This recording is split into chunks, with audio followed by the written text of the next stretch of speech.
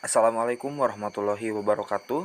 Perkenalkan, nama saya Rifki Hidayat, NPM 10220087 dari Prodi Akuntansi S1 kelas B. Video ini dibuat guna memenuhi salah satu tugas evaluasi tengah semester mata kuliah Pendidikan Agama 6.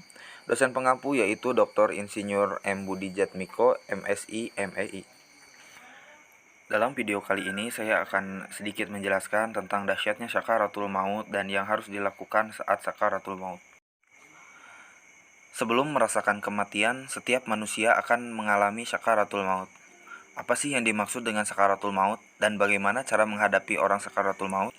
Secara etimologis, kata sakaratul maut berasal dari bahasa Arab yaitu sakarat dan maut. Sakarat dapat diartikan dengan mabuk, sedangkan maut berarti kematian. Dengan demikian, sakaratul maut berarti orang yang sedang dimabuk dengan masa-masa kematiannya. Allah Subhanahu wa Ta'ala telah menyampaikan tentang dahsyatnya sakaratul maut dalam Al-Quran Surat Al-Qaf ayat 19, yang artinya, "Dan datanglah sakaratul maut dengan sebenar-benarnya. Itulah yang kamu selalu lari daripadanya." Kematian pasti menghampiri semua manusia, baik tua maupun muda, tanpa diketahui waktunya. Oleh sebab itu dianjurkan untuk setiap umat Islam agar senantiasa terbiasa dan mengingat kematian.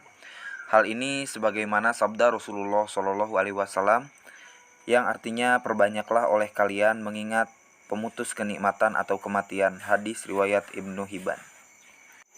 Sebelum kematian menghampiri, kita akan menghadapi yang namanya sakaratul maut. Dalam hal ini, Dr. Mustafa Alkin melalui kitab karangannya yang berjudul Al-Fiqhul Manhaji menjelaskan ada 4 hal yang perlu dilakukan seseorang terhadap anggota keluarga yang sedang mengalami sakaratul maut. Yang pertama yaitu menghadapkan orang tersebut ke arah kiblat. Miringkanlah orang tersebut ke sisi badan sebelah kanan untuk menghadapkan wajahnya ke arah kiblat. Bila hal ini susah dilakukan, lentangkanlah dia dengan posisi kepala sedikit diangkat sehingga wajahnya menghadap ke arah kiblat. Demikian pula kedua ujung kakinya juga disunahkan untuk dihadapkan ke arah kiblat. Yang kedua yaitu membacakan talqin.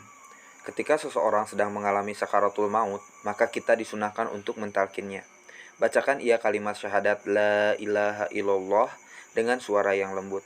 Menurut pendapat para ulama ahli fikih, kita dianjurkan untuk membacakan kalimat syahadat di telinganya saja tanpa harus memintanya untuk melafalkan hal yang sama. Hal ini berdasarkan sabda Rasulullah SAW yang diriwayatkan oleh Imam Muslim, yang artinya, "Ajarilah orang yang mau meninggal di antara kalian dengan kalimat la ilaha illallah." Yang ketiga yaitu membacakan surat Yasin. Disunahkan untuk membaca surat Yasin di dekat orang yang sedang sakaratul maut. Ini berdasarkan sabda Rasulullah SAW yang diriwayatkan oleh Ibnu Hibban. Artinya, bacakanlah surat Yasin kepada orang yang sedang sakaratul maut di antara kalian. Yang terakhir yaitu mengajaknya berbaik sangka kepada Allah Subhanahu wa Ta'ala. Orang yang tengah dalam keadaan sakit dan sudah merasakan tanda-tanda kematian dianjurkan untuk berbaik sangka atau husnudzon kepada Allah Subhanahu wa Ta'ala. Dalam keadaan seperti ini, hal terbaik yang perlu dilakukan adalah membuang jauh-jauh bayangan dosa dan kemaksiatan yang telah diperbuat selama di dunia. Justru dianjurkan untuk membayangkan bahwa Allah Subhanahu wa Ta'ala akan menerima dan mengampuni semua dosa-dosanya. Dalam sebuah hadis qudsi yang diriwayatkan oleh Imam Bukhari dan Imam Muslim, Allah Subhanahu wa Ta'ala berfirman yang artinya, "Aku bersama prasangka hambaku kepadaku."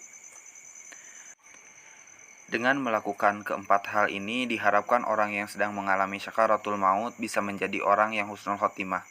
Dan semoga kita semua kelak masuk ke dalam golongan orang-orang yang husnul khotimah. Amin, amin ya robbal alamin. Mungkin sekian yang dapat saya sampaikan. Mohon maaf jika ada tutur kata yang kurang berkenan, atau mungkin penyampaian saya yang kurang tepat. Terima kasih atas segala perhatiannya. Wassalamualaikum warahmatullahi wabarakatuh.